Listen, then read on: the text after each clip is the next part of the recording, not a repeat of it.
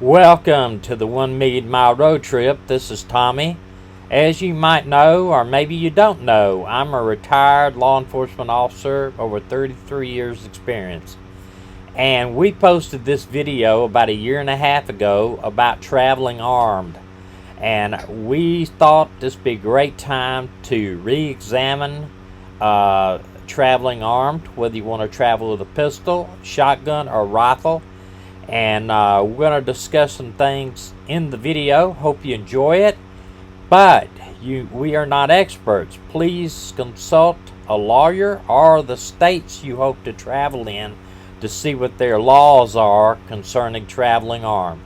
Hope you enjoy the video. Please support us by watching the video all the way to the end. Give us a thumbs up and subscribe if you enjoy the video. Thank you. Road trip. I'm Tommy. And I'm Medina. And we would like to discuss to you today about traveling armed. Most people have different opinions of traveling armed, whether it's a risk or a reward of just feeling secure. This is a pistol.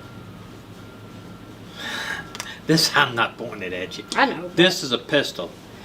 If you decide to take a pistol in the RV with you, you are traveling in some states where they would be totally illegal. And you could be arrested.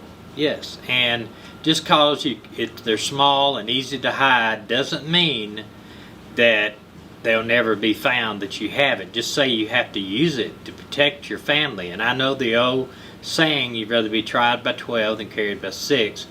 But it still could be a really tough time for you in court, and you could be arrested and have to get a lawyer and just a lot of other things defending your right to carry. You could go to prison. We know of a guy whose uncle went to prison for going through New Jersey with a gun. Right. Yeah. This is a pump shotgun. With the most wonderful sound in the world besides a laughing baby. That one sound can be a big deterrent and get people from walking away from possibly causing problems. It would be for me. And you can use a shotgun to defend yourself against animals or snakes and stuff like that. And they're probably the less regulated weapon that you can carry in an RV.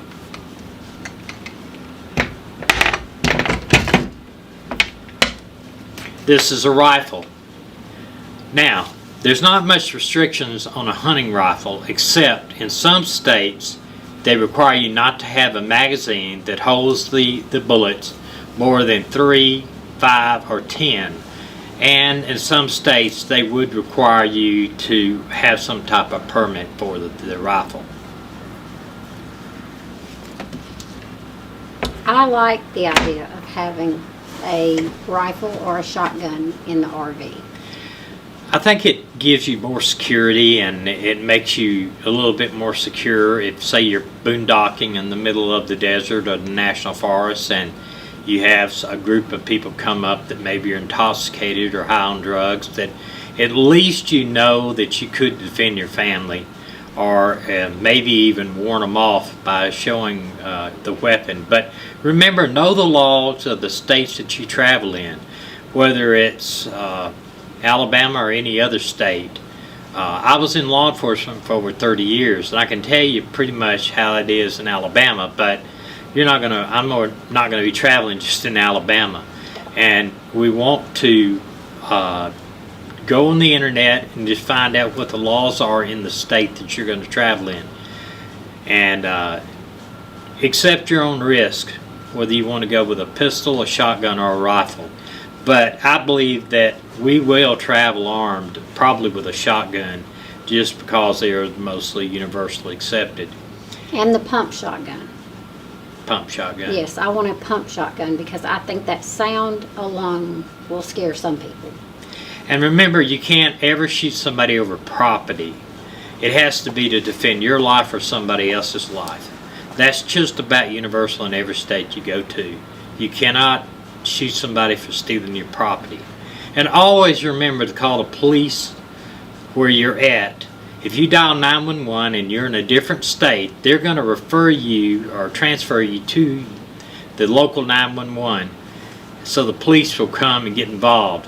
It doesn't matter if you think you're not going to be able to get the police out there, it's going to take too long. Get the police involved so they'll help you if you do have a serious issue. Well, if you've got them on the phone and they're hearing the conversation between you and the bad guy or guys, and something happens, then that's part of your defense Right. if you end up having to shoot them. So Yeah, and remember, that's the last resort we want to do. Even when I was in law enforcement, that was the very last thing you want to do is have to defend your life.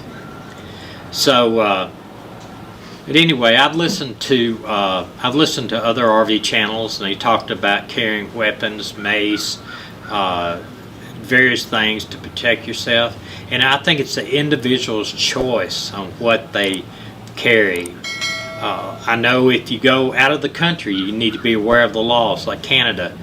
Canada will not allow you to carry mace, will not carry no mace, no stun guns, Jeez. They won't allow you to carry a weapon to protect yourself against a human criminal.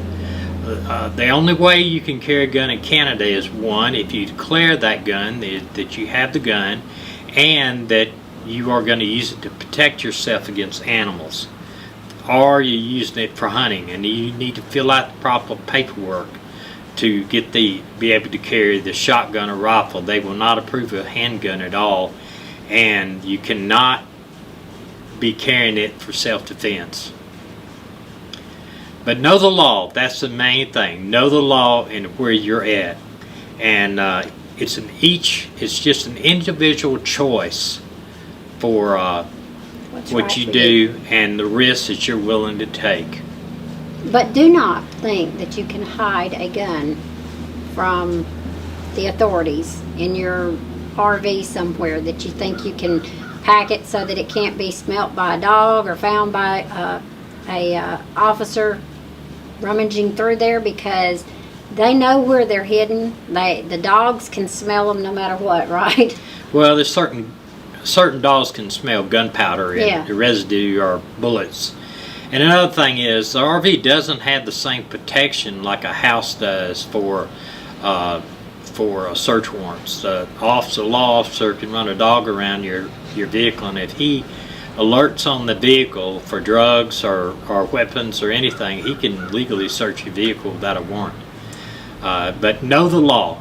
Know the law before you do, and it's all about the risks that you are willing to take. So I hope you subscribe to our channel. Click the little subscribe button and the bell, and give us a thumbs up, and we hope we see you on the road. Hope to see you on the road.